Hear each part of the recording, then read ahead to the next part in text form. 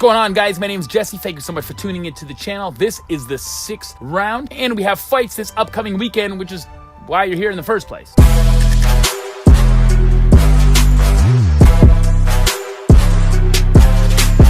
Couple things about this card before we get started. One, it's absolutely free, or save it, the opposite of throwing it away. And there's a huge title fight on the line. You heard right. Title on the free card. What could be possibly better? And the UFC is finally making its debut in Uruguay. Now we're going to start it off right away in the light heavyweight division between Ilir Latifi going up against previous title contender in Volkan Oezdimir.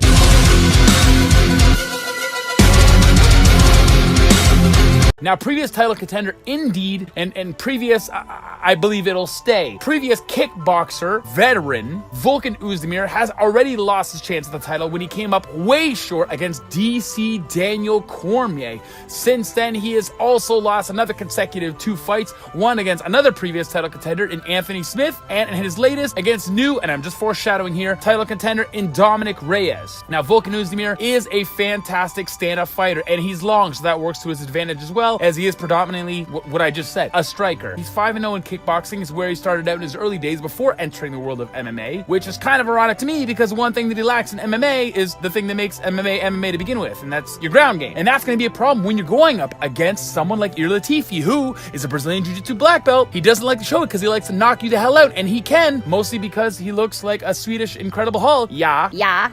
But he has got a fantastic Jiu-Jitsu game, and where do I think the keys to victory is?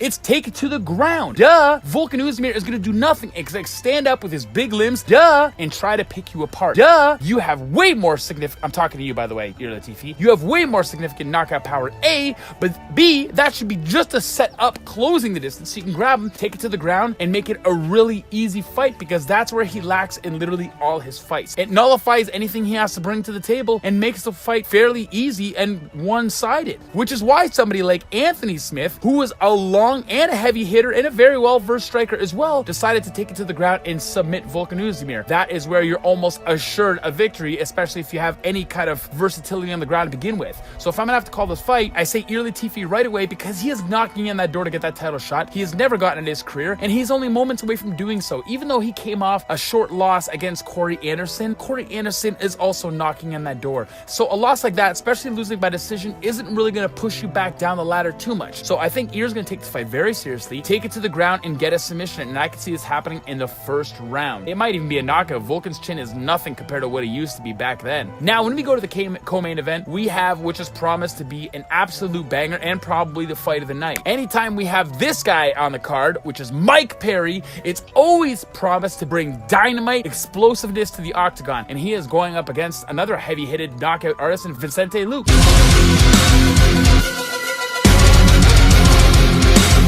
Now, right off the bat, Vicente Luque's fighting Mike Perry, but it also could be very one-sided in terms of when I look at Vicente Luque. The reason is Mike Perry, although he brings it every single time and tries to take your head off, those looping punches are not going to be able to defeat the linear striking advantage, in my opinion, that Vicente Luque has. He is very disciplined with his stand-up game, with his striking. By the time Mike Perry tries to throw one of those looping hooks, he's going to wear 3 solid jabs right in his chin. And Vicente Luque has just got to keep it disciplined with his striking and not get caught up in the emotion and just go tit for tat for someone like Mike Perry, because Mike Perry is as durable as they come, and he has the heart of a lion, and he will go, even if he's a human punching bag for 15 minutes, he will go non-stop until he lands that one blow. And if he does connect that one blow, he is going to knock your block off. No doubt about it, there's going to be a stand-up war. There's absolutely no doubt in my mind. And of course, coming off a win, and I'm talking about Mike Perry, but coming off a huge win like beating Cowboy Oliveira, it's going to have a fire under your ass, and you're going to be so confident to get back up in there and go against another hard striker like Vicente Luque and kind of make your voice be heard again and kind of be relevant once again in the 170 division. Oh my God, it's gonna rain. But Vicente Luque, he only came up short in the octagon against Leon Edwards, who's literally knocking on the door for a title shot himself. I do think that's going to the later rounds. I could even see it going to decision, but maybe the 3rd round at most is what I'm gonna call it. I think they're just gonna get into that striking battle, and like I said, Mike Perry is just gonna get emotional and get hungry and try to go for those looping punches, and whilst doing that, he's gonna wear a lot of damage. I say, Vicente Luque, stop attacking the head and aim for that body. Take away that base, which Mike Perry likes to plant himself on, and swing those punches. And Mike Perry, coming from a boxing background, he's not going to want to do any grappling. He's not going to want to take it to the ground at all. So Vicente Luque, just be disciplined, be calm, and I see you getting a TKO in the 3rd round. Now we're going to go to the main event. This main event is absolutely phenomenal, and it's a title shot, folks. The current flyweight champion, Valentina Shevchenko, is putting her title on the line once again, and it is up against Liz Carmouche.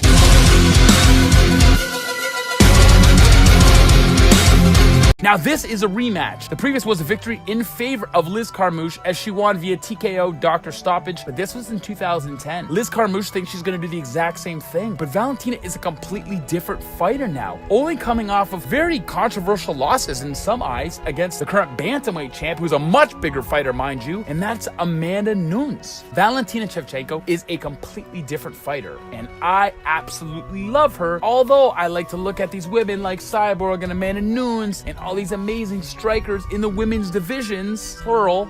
I think that Kyrgyzstan's own Valentina Shevchenko could be the most decorated and disciplined striker that female MMA has ever seen thus far. Maybe she doesn't bear that one punch disgusting knockout power in her hands, because her feet she does, right, Jessica?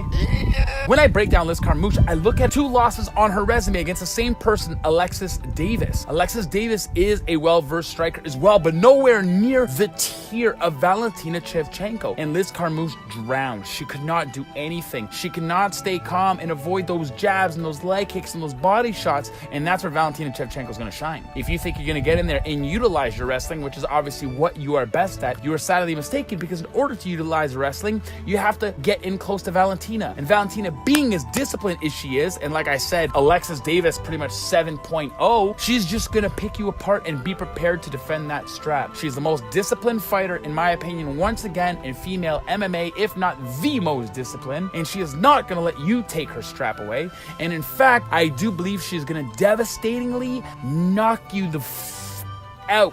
Valentina Shevchenko has no holes in her game. She has fantastic takedown defense and is great off her back, has powerful hips, knows how to get out of danger and back up on her feet. Amanda Nunes could not keep her down if her life depended on it. Amanda Nunes threw everything that she had at Valentina Shevchenko and did not deter Valentina at all from her game plan and her focus, and she was still, in my opinion, she was still a champion in that fight, even though coming up short, because a lot of people looked at it and said, shit, Valentina won this fight, even though fine on paper she didn't, and in the terms of the judges, blah blah blah. But nonetheless, Valentina, I do believe that this fight is going to be a walk in the park for her. I believe Liz Carmouche, this flyweight division, she's lucky it's available, because she would nowhere be in line for any kind of title shot, in my opinion, if this new division didn't open and it was kind of scarce on the talent pool to begin with. So Valentina Shevchenko is going to take Liz Carmouche into deep, paralyzing waters and is going to TKO her in the 3rd round. I don't think she's letting it go to the championship rounds, and that's my prediction. Valentina all day. She's got that gun cocked.